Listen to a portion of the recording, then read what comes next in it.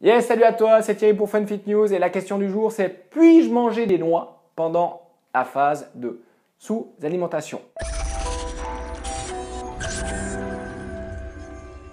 La réponse est oui, mais uniquement jusqu'à 10 ou 15 grammes de graisse. Ceci est une quantité extrêmement faible, assurez-vous donc de la mesurer. Plus généralement, la consommation de noix ne devrait pas être une part importante de votre régime. Utilisez-les comme vous utilisez par exemple un condiment. Deuxième question, je me sens bien pendant la première partie de mon jeûne, mais à partir de 11h, 11h30, j'ai des tremblements.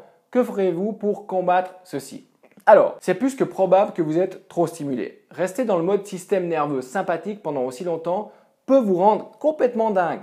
Si ceci ne se stabilise pas après 1 ou 2 semaines, je prendrai un shake de protéinés et des graisses saines à 7 heures de la journée et j'écourterai même la phase de jeûne.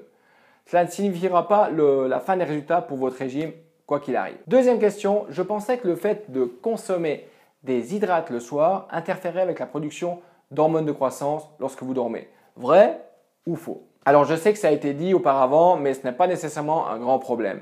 L'autre option est de manger des hydrates pendant la journée, ce qui n'est pas une bonne idée pour de nombreuses raisons.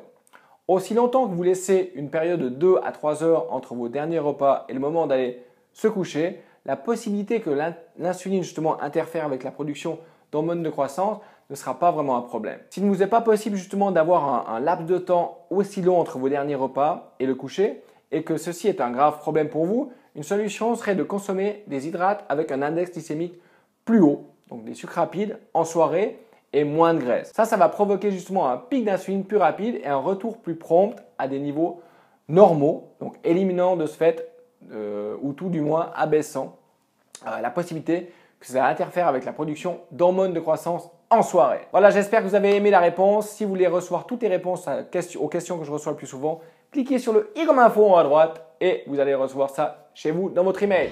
Allez, à très bientôt. Ciao, ciao.